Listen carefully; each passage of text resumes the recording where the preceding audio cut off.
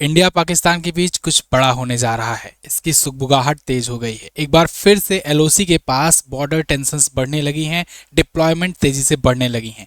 पाकिस्तान ने अभी बॉर्डर पर एलओसी के पास में लाइन ऑफ कंट्रोल जो है, जो पीओके में, अभी मैं आपको मैप में भी दिखाऊंगा, वहां के आसपास एंटी ड्रोन सिस्टम तेजी से डिप्लॉय करने शुरू कर दिए हैं। और ये एक बहुत बड़ी न्यूज़ है। आप देखिए आर्टिकल आज के टाइम पर एलओसी पर एंटी ड्रोन सिस्टम तैनात कर दिए गए हैं। 3 सेक्टर में डिप्लॉयमेंट किया गया है। वो तीनों सेक्टर मैं आपको दिखाऊंगा और इसको मैं अच्छे से आपको आज की वीडियो में समझाने वाला हूं कि ये क्यों किया जा रहा है पाकिस्तान के द्वारा। क्या भारत से कुछ बड़ा एक्शन होने वाला है जिसकी सुगबुगाहट पाकिस्तान को पता चल गई है और पाकिस्तान इससे अपने आप को प्रिपेयर करने के लिए ऐसी चीज़ें कर रहा है। तो मोटा मोटा तो यही है कि ऑपरेशन सिंदूर 2.0 बहुत ही जल्द हो सकता है, आपको देखने को मिल सकता है। क्योंकि याद हो, दिल्ली जो ब्लास्ट हुआ था उसका अभी तक भारत ने कोई रिटेलिएशन नहीं दिखाया है, ना ही उस पर कोई बयान दिया है। देखो उस टाइम पर जब हुआ था अटैक, तो ब्लास्ट हुआ था जब दिल्ली में, तो कुछ दिनों तक जब तक ये पकड़े जा रहे थे आतंकी, तब तक तो बहुत तेज जितने भी भारतीय नेता हैं, जितने भी मतलब प्रधानमंत्री, रक्षा मंत्री, सेना प्रमुख, ये सब कह रहे थे कि बदला लिया जाएगा, मुंह तोड़ जवाब दिया जाएगा। फिर अचानक से आपने एक पैटर्न नोटिस किया कि जैसे ही कुछ ऐसी इनपुट लगे, कुछ भारतीयों को ऐसा चीज़ पता चला कि हाँ ये प्रॉपर अब प्रूफ मिल गया है, उसके बाद से शांति छा गई। उसके बाद किसी भी नेता का कोई बयान नहीं देखे होंगे कि दिल्ली ब्लास्ट को लेकर के कोई बयान आया हो किसी का। क्यों?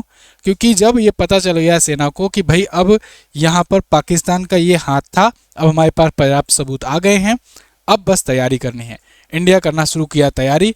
इधर बांग्लादेश में जो भी उथल पुथल चल रही है उसको भी भारत ने ध्यान में रखा, इसलिए थोड़ा सा शायद डिले भी हुआ। लेकिन भारत अब पूरी तरीके से तैयारी कर लिया है और प्रॉपर तरीके से इनको जवाब देने के लिए तैयार है। और इसकी सुगबुगाहट पाकिस्तान तक पहुंच गई है, जिससे पाकिस्तान लगातार वहां एंटी ड्रोन सिस्टम वगैरह तैनात कर रहा है और भी कुछ मिसाइल सिस्टम भी लगाया हुआ है, जिसको सैटेलाइट तस्वीरों से भी देखा जा रहा है। चलिए आज की वीडियो में बात करेंगे। लेकिन एक ज़रूरी बात साथियों, न्यू ईयर ऑफर स्टार्ट हो चुका है।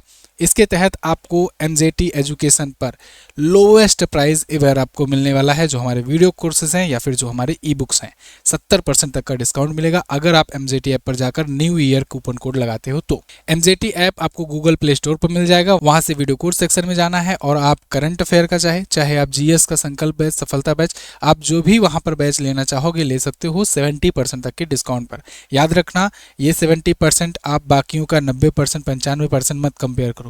आप प्राइस जा करके देखो, प्राइस में आपको ह्यूज डिस्काउंट मिलेगा देखने को, सबसे लोवेस्ट, सबसे हाईएस्ट क्वालिटी कंटेंट के साथ। इसके अलावा ई बुक भी अपनी आई हुई है, ई बुक पर भी आपको 50 to 60% का डिस्काउंट दिया जा रहा है। इस सब के लिए आपको न्यू ईयर कूपन कोड लगाना होगा, NEWYEAR without any space capital letter. तो ये आप कूपन कोड लगाओगे तो आपको ही मिलेगा डिस्काउंट। इसके अलावा ब्रह्मास्त्र ई बुक भी आई हुई है, इसको आप ले सकते हो, इसमें हालांकि डिस्काउंट नहीं दिया जा रहा है। चलिए टॉपिक पर वापस आते हैं। तो अभी न्यूज़ ये है कि भाई एलओसी पर एक बार फिर से हलचल तेज हो गई है। खबर है कि ऑपरेशन सिंदूर जैसे हमलों से के डर से पाकिस्तान चौकन्ना होने की कोशिश कर रहा है, तेजी से आधुनिक एंटी ड्रोन सिस्टम्स यहां पर तैनात कर रहा है। अब बात यही आती है कि पाकिस्तान को कौन सी ऐसी खबर पता चल गई, पाकिस्तान को कौन से ऐसा मूवमेंट या आर्मी का डिप्लॉयमेंट, ये सब के बारे में इनपुट पता चला जिससे वो अपनी तेजी से चौकस बढ़ा रहा है। तो देखिए पाकिस्तान ना एलओसी में 3 जगहों पर, रावलकोट, कोटली और भिम्बर, इन 3 जगहों पर डिप्लॉयमेंट तेजी से बढ़ा दिया। पहले आपको समझाता हूँ मैप के माध्यम से ये जगहें पर हैं कहाँ। देखिए ये रहा अपना प्यारा भारत, यहाँ पर है ये पाकिस्तान। और पाकिस्तान में आप जानते हो यहाँ पर कुछ एरिया जो है वो पीओके वाला है, जिस पर भी पाकिस्तान का कब्जा है। पीओके, पाक ऑक्युपाइड कश्मीर जिसे कहते हैं। अब ये जो लाइन है ना, ये लाइन जो है यही है एलओसी, यानी भारत और पाकिस्तान के बीच में जो बॉर्डर लाइन है, ये वाली तो इंटरनेशनल बॉर्डर कहते हैं इसे। लेकिन भारत और पीओके के बीच में जो बॉर्डर लाइन है इसे एलओसी कहते हैं, यानी लाइन ऑफ कंट्रोल कहते हैं। आप इसको इस मैप में देखिए, अगर कश्मीर को थोड़ा सा जूम करेंगे तो आज के टाइम पर सिचुएशन ये है कि कश्मीर में, जम्मू एंड कश्मीर और लद्दाख में, इधर वाला जो एरिया है ये अक्साई चीन का एरिया है, इस पर चाइना का कब्जा है आज के टाइम पर। और ये LAC है, लाइन ऑफ एक्चुअल कंट्रोल है, LAC, ठीक है, भारत और चीन के बीच में, अक्साई चीन पर। यहाँ वाला जो एरिया है, इस वाले एरिया में ये जो बॉर्डर लाइन है, ठीक है, इसके इधर ये इतना हिस्सा ही भारत का है, इसमें भी इधर वाला हिस्सा लद्दाख का, इधर वाला हिस्सा जम्मू कश्मीर का। ये वाला इतना एरिया पाक ऑक्युपाइड कश्मीर है, जिसे शॉर्ट फॉर्म में हम लोग बोलते हैं POK। इस पर भारत क्लेम करता है कि ये अपना हिस्सा है, लेकिन अभी प्रेजेंट स्थिति में यहाँ पर अपना कब्जा नहीं है। यहाँ पर शिमला समझौता के तहत ये बॉर्डर लाइन खींची गई थी, लाइन ऑफ कंट्रोल, जिसमें कहा गया कि अब हम जो है इसके इधर रहेंगे और पाकिस्तान वाले उधर रहेंगे। ठीक है, अब इसी पीओके में जो 3 सेक्टर है, रावलकोट, कोटली और भिंडबर, इन 3 सेक्टर पर तेजी से बढ़ाना शुरू कर दिया गया है, डिप्लॉयमेंट शुरू कर दिया गया है एंटी ड्रोन सिस्टम का। ऐसा क्यों किया गया है? क्योंकि भारत काफी पहले से अपना लक्ष्य बना करके चल रहा है। बीजेपी के मैनिफेस्टो में ये दिया गया है, पीएम मोदी के कई भाषणों में, गृह मंत्री के, रक्षा मंत्री के कई भाषणों में आया है कि पीओके को हम लेकर रहेंगे, पीओके हमारा अहम मुद्दा है। इसीलिए पीओके को लेकर के ही ये सबसे बड़े डरे हुए हैं पाकिस्तान वाले। तो अब यहाँ पर एंटी ड्रोन सिस्टम अपना रहे हैं। एंटी ड्रोन सिस्टम क्यों? एंटी ड्रोन सिस्टम इसलिए क्योंकि ऑपरेशन सिंदूर में भारत ने बढ़िया से बखिया उधेड़ी थी इनकी ड्रोन के माध्यम से।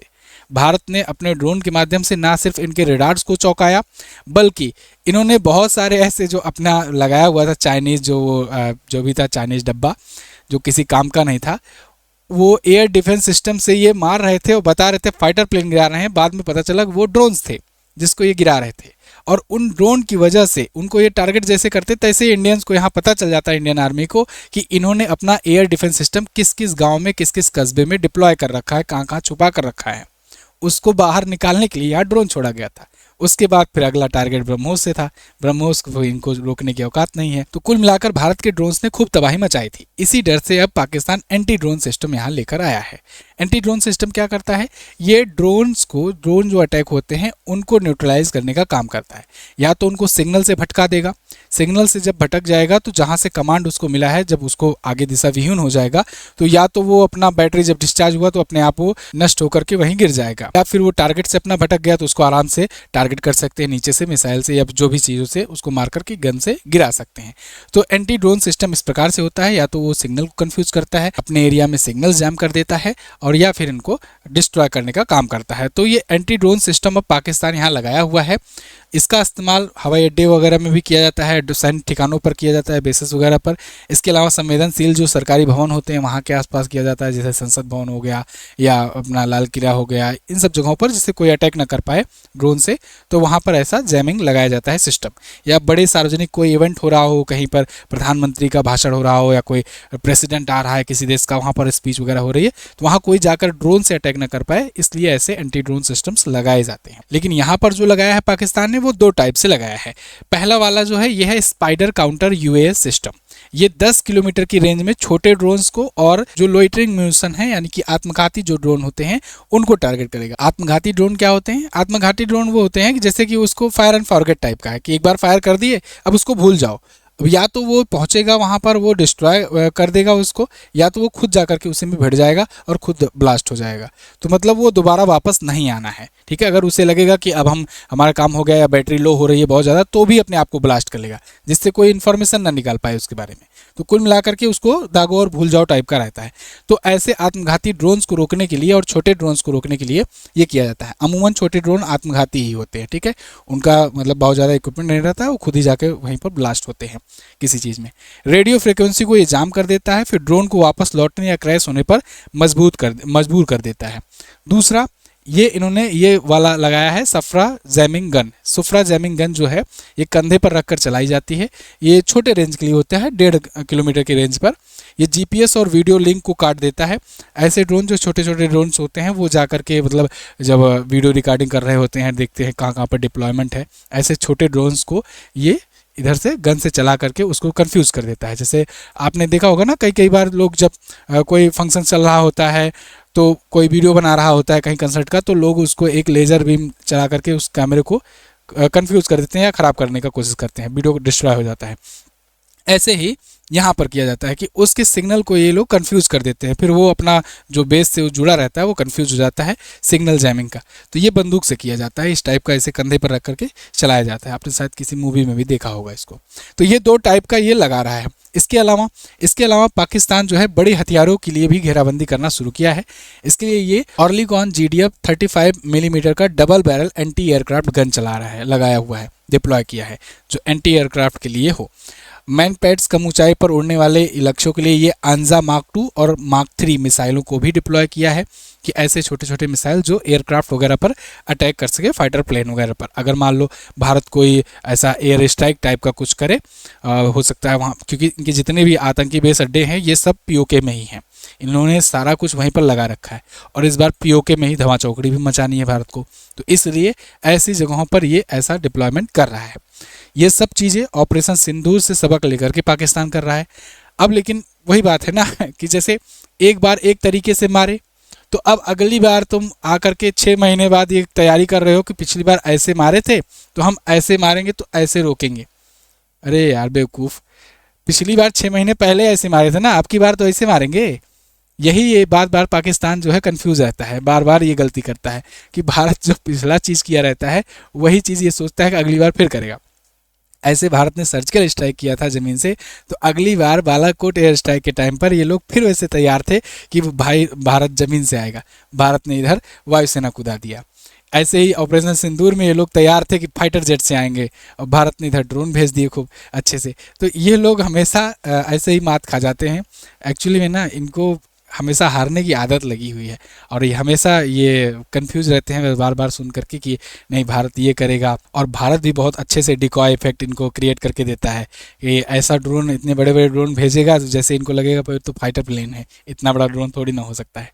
खैर, तो ये 300 किलोमीटर की दूर बैठे पाकिस्तान के हाई वैल्यू एयरक्राफ्ट को भी मार गिराया था सुदर्शन मिसाइल सिस्टम ने। अपना जो सुदर्शन है ये S-400 जिसे कहते हैं, उसने खूब बढ़िया से इनका एक भी नहीं गिरने दिया और ऊपर से ब्रह्मोस ने इनको अच्छे से सबक सिखाया था।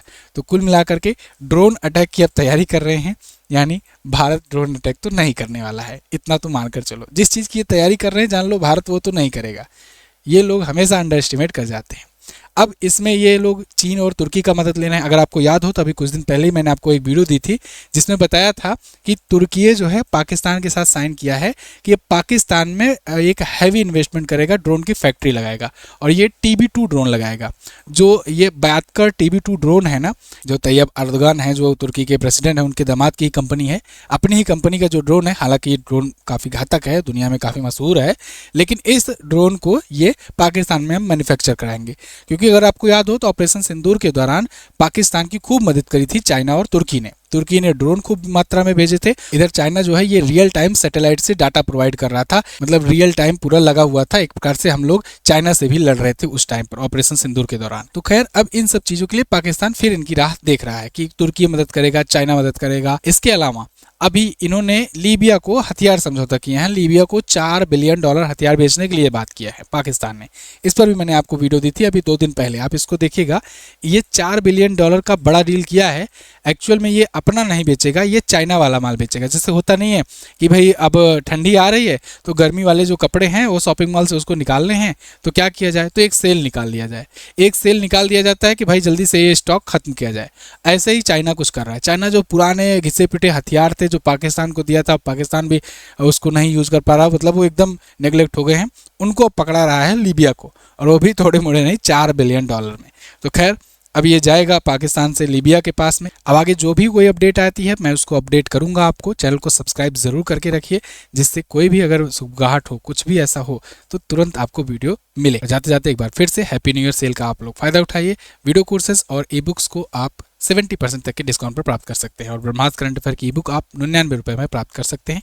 ये सब चीज़ें मिलेगी आपको MZT ऐप पर, सबका लिंक डिस्क्रिप्शन में है और पिन कमेंट में भी मैंने छोड़ दिया है। Thank you so much. मिलेंगे अगली क्लास में, अगली वीडियो में। तब तक के लिए नमस्कार, जय हिंद, वंदे मातरम।